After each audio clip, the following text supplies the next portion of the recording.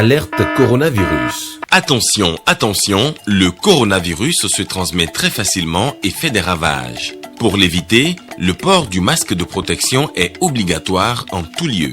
Dans l'administration publique ou privée, dans les réunions, les rencontres, dans les marchés, les magasins, les boutiques et lors des déplacements, le port du masque est obligatoire. Même dans les lieux privés, dès lors que l'on n'est pas seul, le masque doit être le fidèle compagnon.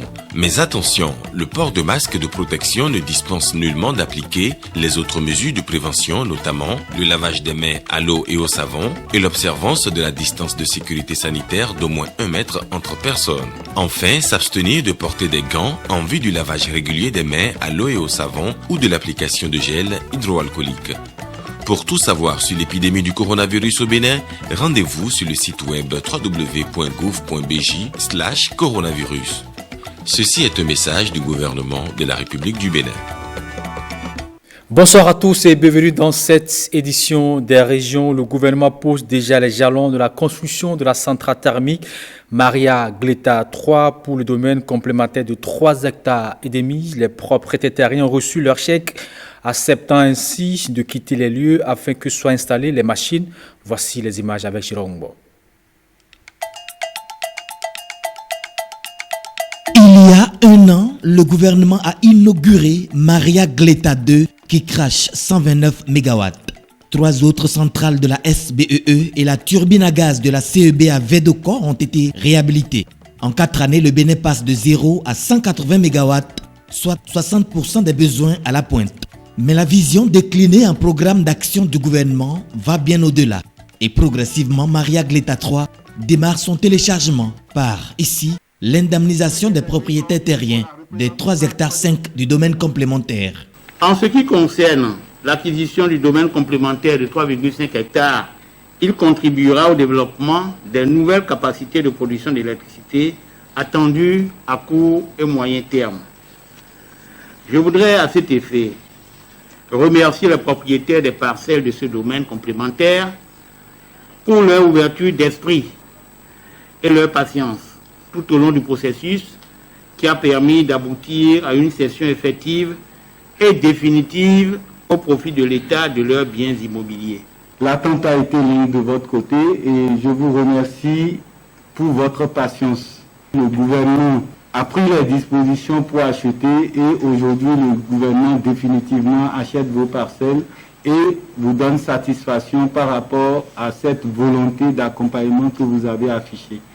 Et donc aujourd'hui, vous allez pouvoir bénéficier de vos dus dans le cadre de la cession que vous avez librement décidé de consentir avec l'État béninois. C'est le Bénin qui grandit à travers votre patience, à travers cette volonté affichée. Et je pense qu'ensemble, nous allons avancer. Maria Gleta, c'est un site favorable en raison de la disponibilité d'un terminal gazier et d'un poste d'évacuation d'énergie électrique de grande capacité. Nous avons un président qui tient toujours à sa parole. Le gouvernement vous accompagne pour une nouvelle installation. C'est le lieu également pour moi de dire merci aux différents acteurs du ministère, le coordonnateur, tous ceux qui ont contribué à ce que nous faisons ce soir. Votre comportement est patriotique, chère population de Maria Gleta. Vous avez librement accepté, concédé les domaines sollicités pour installer les machines, ce qui va nous fournir de l'énergie à plein temps. Développer nos propres capacités de production de l'énergie. Les populations sont fières du chef de l'État.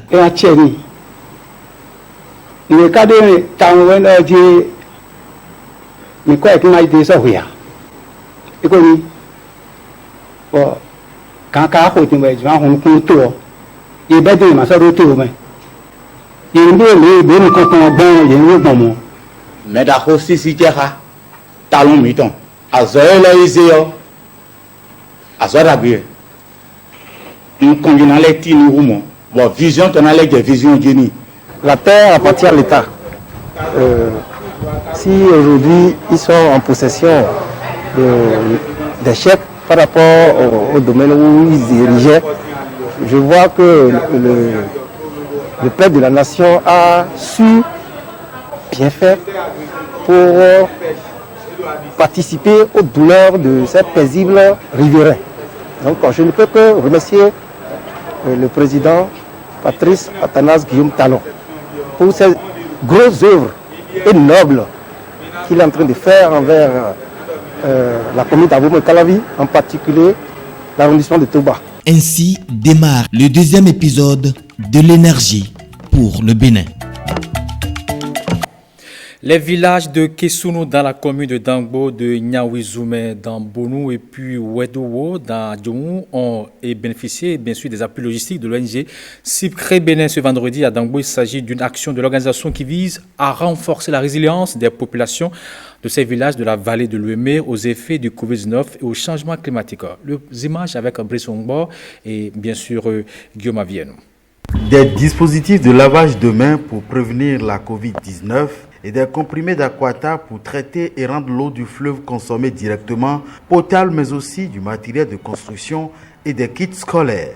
Des appuis logistiques au profit des bénéficiaires des actions de CIPCRE Bénin dans la vallée de l'Ouémé. Des appuis dans la cérémonie officielle de remise à Dangbo, réunis autour des maires des 3 communes concernées et des dirigeants de l'ONG CIPCRE Bénin, des représentants des villages de Kessono, de Nyawizoumé et de Wedowo, et cela dans le contexte du Covid-19. Ces 3 villages de la vallée de l'Ouémé, constitués de pêcheurs et d'agriculteurs pour le grand nombre, ont été particulièrement éprouvés par la crise sanitaire. Déjà, leurs productions ont été mises à mal par la Covid-19 et la crue vient bientôt. Plusieurs enfants vont rester du matin au soir sans pouvoir manger.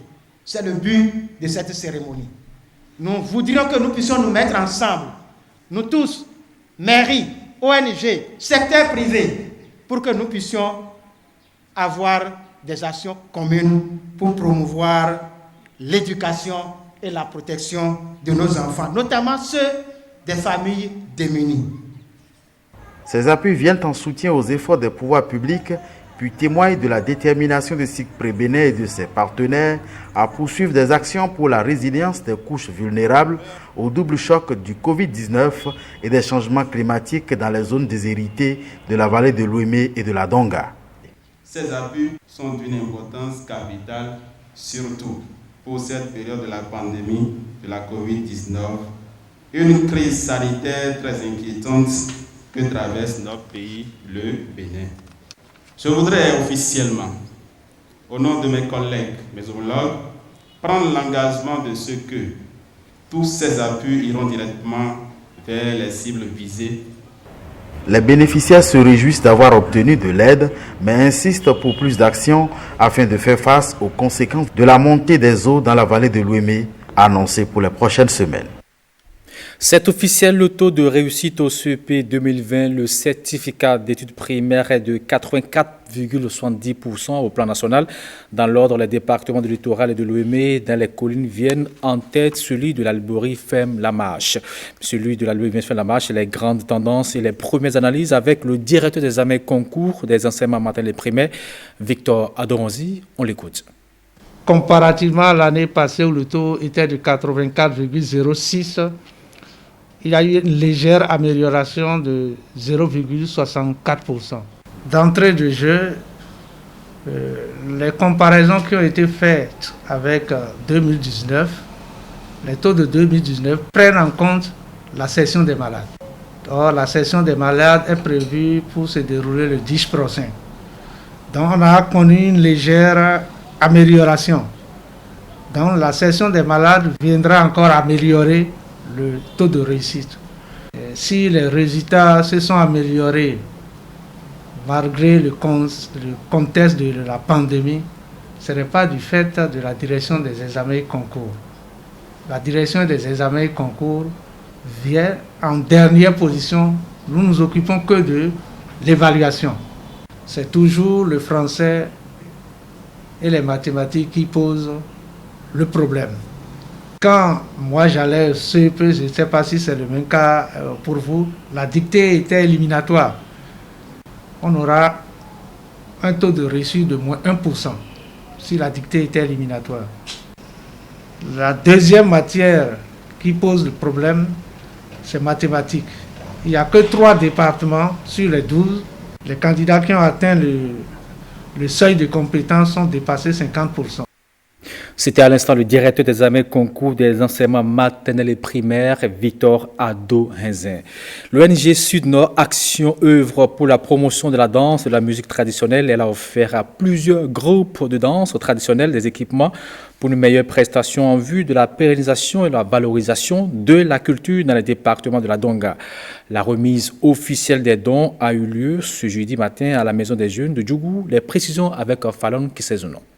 Ils sont 15 groupes de danse traditionnels venus des 4 communes du département de la Donga à bénéficier de ce don. Un don composé des accoutrements de danse et différents instruments de musique traditionnelle. Une initiative qui entre dans la droite ligne de la mission que s'est assignée Esna ONG. Esna ONG a beaucoup ou œuvre énormément pour la culture traditionnelle. Cela est parti du constat selon lequel la culture est délaissée au détriment d'autres rythmes de nos pays voisins. Et au regard de cela, il était nécessaire d'œuvrer pour sauvegarder la culture traditionnelle du département de la Donga. Et ce, à travers la conservation de notre patrimoine culturel. Je veux parler des chants, musique et danse traditionnels. Et le choix que vous voyez, c'est eux qui ont dit nous voulons tel matériel pour réaliser partie du diagnostic qu'on a eu à réaliser sur le terrain avant l'élaboration du projet. Les bénéficiaires, par la voix de leur porte-parole, ont exprimé leur reconnaissance. Cet accompagnement de Esna ONG a déjà beaucoup impacté leur activité. Esna ONG œuvre à travers ce projet à l'autonomisation des groupes de musique et de danse traditionnelle pour son développement durable et pour la pérennisation de la culture dans le département de la Donga. Un projet de 18 mois qui bénéficie de l'accompagnement financier de REPASOC, le programme de renforcement et participation de la société civile de l'Union européenne. Vous l'avez certainement constaté ces derniers jours, un dysfonctionnement du réseau de téléphonie mobile MTN qui a engendré des prélèvements d'argent sur le compte Mobile Money des abonnés. Eh bien, les responsables de ce réseau de téléphonie mobile ont clarifié la situation, rassuré les fidèles abonnés au cours d'une conférence de presse. Suivant les explications du directeur de vente et de distribution de MTN Mobile Money, il a nom Emman Arwandinou. Il est au micro de Robert Copin et d'Or. Le 17 juin, nous avons lancé une offre à l'endroit d'une partie de nos abonnés MTN Mobile Money qui étaient inactifs sur notre réseau, c'est-à-dire qui n'avaient pas fait des transactions depuis au moins le mois de mai. L'intention, c'était de leur offrir 500 francs CFA lorsqu'ils font leur premier dépôt du mois, dans l'optique de les amener à redevenir actifs, à revenir à nouveau pour utiliser les services de MTN Mobile Money. Donc, initialement, cette offre était prévue pour 1000 personnes, ce qui devait nous coûter 500 000 francs CFA. Lors de l'implémentation de l'offre, il y a eu un incident qui a fait que 607 330 personnes qui ont bénéficié de cette offre, ce qui fait donc qu'au lieu de 500 000 francs CFA, cette offre nous a coûté 512 796 500 francs CFA. Dans cette situation, donc, pour recouvrer l'argent qui a été octroyé de manière inattendue à nos abonnés, nous avons donc procédé à une opération de réajustement des fonds que les personnes qui ne devraient pas bénéficier de cette offre ont reçu. Ce que nous avons fait, c'est que nous avons envoyé à chaque fois après les débits des messages à ces personnes-là. Et dans ces messages, nous précisons les transactions, les dépôts, les montants des dépôts qu'ils ont effectués, les dates de ces dépôts-là et les bonus qu'ils ont pris donc, à l'issue de ces différents dépôts-là. C'est ce que nous avons fait. Et donc, il ne s'agit pas d'argent qu'on a pris sur les comptes de nos très chers abonnés de façon indue, mais il s'agit, tel que je l'ai expliqué à l'entame, de montants qu'ils ont reçus par erreur et donc ce sont ces montants-là que nous avons décidé de récupérer. Je voudrais pour finir, au nom du directeur général de MTN Mobile Money, présenter nos sincères excuses à nos très chers abonnés pour les désagréments qu'ils ont pu avoir et les rassurer que notre objectif n'est pas de leur faire de la peine, mais c'est plutôt de travailler tous les jours à leur offrir des services qui leur rendent la vie facile. Parlons à présent sport. Les moniteurs des clubs et associations du sport d'entretien sont désormais mieux outillés dans l'exercice de leurs fonctions. Venus des 12 départements du Bénin, 50 moniteurs ont été formés afin de mieux entraîner les pratiquants du sport de Metz. C'est une initiative de la direction du sport et de la formation sportive en collaboration avec la Fédération béninoise du sport pour tous. Voici les images avec Kilero Gounou et Michael Nouati. La pratique du sport d'entretien au Bénin se professionnalise davantage. Après Boycon, il y a environ 2 ans, le ministère des Sports, à travers sa direction du sport et de la formation sportive, outille encore les moniteurs des clubs et associations du sport d'entretien. Le ministre l'a martelé à plusieurs reprises de généraliser ce sport-là, ce sport d'entretien, à toutes les Béninoises et à tous les Béninois, dans l'administration publique, dans les entreprises privées, et pour que les moniteurs qui vont prendre en charge ces personnes-là puissent avoir les connaissances, comme je le disais tantôt, puissent travailler dans de bonnes conditions, bien il faut les former. Sans formation, on ne peut pas se lever en un jour et dire qu'on veut faire des mouvements avec la population. On risque encore de leur laisser des séquelles à long terme qui risque encore de leur faire beaucoup de mal. 2 jours de formation théorique et pratique sur l'importance de la pratique de l'exercice physique et les mouvements et exercices relatifs à chaque âge ont meublé les échanges avec les 50 moniteurs venus des 12 départements. Toute politique à mettre en place doit partir du PAG. Et dans le PAG, le président de la République veut que le peuple soit en santé. Et pour que le peuple soit en santé, en dehors des aspects médicaux, il y a l'entretien physique. C'est ce qui fonde le thème, à savoir l'importance de la pratique de l'exercice physique lié à chaque tranche d'âge. Nous attendons de ceux-là qu'à leur tour, lorsqu'ils repartent dans leur base, qu'ils puissent répliquer les connaissances acquises ici. Et nous allons les mettre en réseau, essayer de continuer à les mettre en contact avec des experts. 2, 3, 4, 5. On a fait du bâton, vous avez vu l'exercice avec le bâton. On a fait le step également qui est un sport aérobique qui permet vraiment, disons, d'améliorer son équilibre. Par exemple, de faire sur le stepper, donc il faut avoir de l'équilibre. Et après ça, travaille l'aspect cardiovasculaire. À l'arrivée, c'est une satisfaction dans le rang des moniteurs stagiaires qui prennent déjà des engagements de restitution à la base. Il faut vraiment dire que ça s'est passé très bien. Il y a certaines choses qu'on ignorait et avec cette formation, on est désormais aguerri pour mieux pratiquer le sport d'entretien. Je remercie vraiment tous ceux qui ont pensé à cette formation. En tant que moniteur, je crois que nous sommes tous mieux aguerris pour pouvoir mettre en application et satisfaire nos représentants à la base très prochainement. Il aurait fallu alors cette formation pour rectifier certaines choses. C'est en cela que j'apprécie à sa juste valeur la formation. Même si le temps ne suffit pas, les connaissances acquises aujourd'hui permettent aux moniteurs de se corriger un tout petit peu. 9, 10, encore. Voilà qui met thème à cette édition des régions. Retrouvez à 20h près Vénétéo à 23h30 à Chita Bien Maman. Bonsoir chez vous et à tout à l'heure.